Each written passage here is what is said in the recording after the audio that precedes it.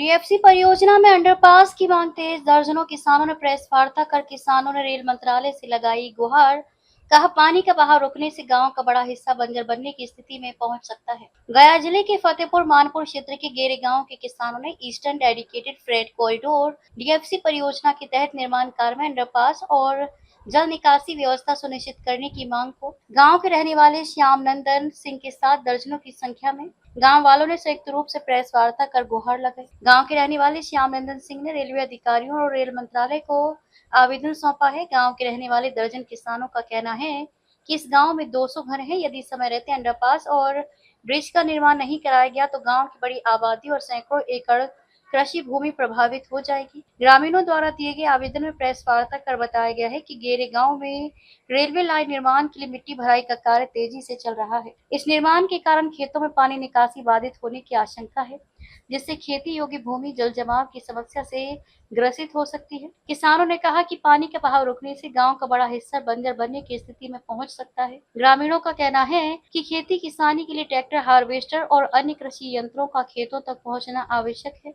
यदि railway line के बीच पर्याप्त अंडरपास नहीं बनाया गया तो किसानों को खेतों तक आने जाने में भारी परेशानी का सामना करना पड़ेगा। किसानों ने ये भी आरोप लगाया कि रेलवे द्वारा प्रस्तावित लाइन गांव के बीचों बीच गुजर रही है, जिससे गांव 3 तरफ से रेल लाइन से घिर जाएगा और लोगों की आवाजाही प्रभावित होगी। किसानों ने प्रेस वार्ता में कहा कि गांव की सिंचाई मुख्य रूप से फल्गु नदी से निकलने वाली पाइन और आहर व्यवस्था पर निर्भर है। रेलवे लाइन निर्माण के बाद पानी के प्राकृतिक बहाव पर असर पड़ेगा, जिससे सिंचाई व्यवस्था बाधित हो सकती है। ग्रामीणों का कहना है कि खेतों में पहले से ही कई जगहों पर पानी की समस्या है और यदि जल निकासी का समुचित इंतजाम नहीं किया गया तो स्थिति और गंभीर हो जाएगी। ग्रामीणों ने रेल मंत्री, रेलवे बोर्ड और पूर्व मध्य रेलवे के मुख्य अभियंता से मांग की है कि निर्माण कार्य के साथ साथ अंडरपास, ब्रिज और जल निकासी की स्थायी व्यवस्था कराई जाए। गेरे गांव के किसानों ने चेतावनी दी है कि यदि उनकी समस्याओं का समाधान नहीं किया गया तो आने वाले दिनों में आंदोलन किया जा सकता है। ग्रामीणों का कहना है कि खेती का मौसम शुरू होने वाला है और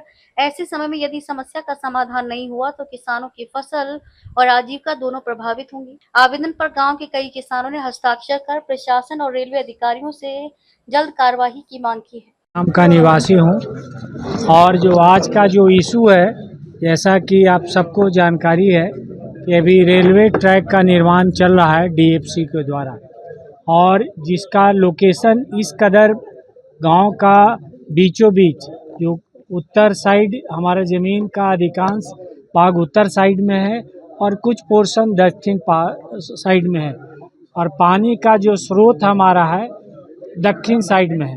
जो वर्षा होगी वो पानी प्लस जो मोरा टाल से सिंचाई के लिए जो पानी लाया जाता है वो भी दक्षिण साइड में ही है। उत्तर साइड में पानी के पैसेज के लिए प्लस ट्रैक्टर एवं हार्वेस्टर के पैसेज के लिए कोई व्यवस्था नहीं की गई है। इसके जानकारी भारत सरकार, रेल मंत्रालय एवं बिहार सरकार के पदाधिकारियों को समय समय पर दी गई है, लेकिन अभी तक उस पर कोई कार्रवाई नहीं हुई।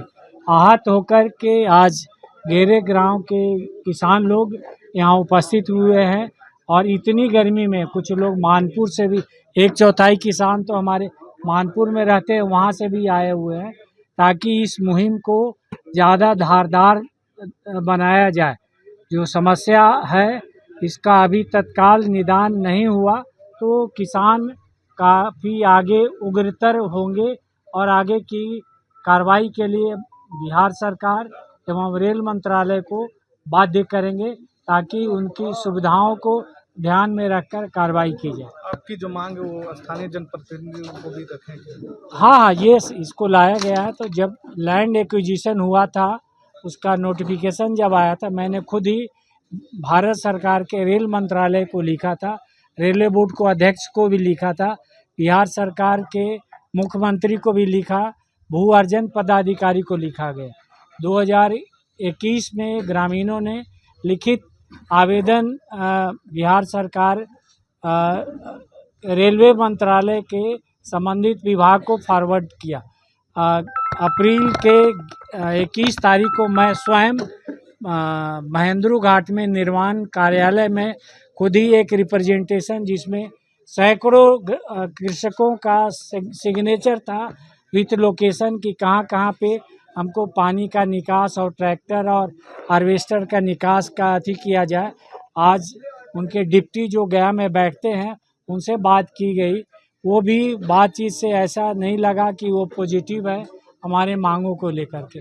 तो किसानों में काफ़ी आक्रोश है और यदि समय पे कार्रवाई नहीं की गई रेल मंत्रालय द्वारा तो आगे की कार्रवाई के लिए हम बाध्य हैं और आगे की कार्रवाई करेंगे। यहाँ मिट्टी का भराई के कार्य को अवरोध करेंगे। क्या नाम हो गया आपका? मेरा नाम वीरेंद्र कुमार है। आज प्रेस वार्ता है, क्या मुद्दा है? हमारे गांव के बीचों बीच रेलवे लाइन पार हो रहा है और रेलवे लाइन में कोई पानी निकलने का साधन, उस ट्रैक्टर जाने का साधन, हार्वेस्टर जाने का साधन का रोक लग गया है एकदम, जिससे और मेरे गांव का पानी नहीं निकलेगा, नाली पानी सब रुक जा रहा है एकदम। इस पे सरकार ध्यान नहीं दिया, बीचे बीचे रेलवे पार कर दिया है।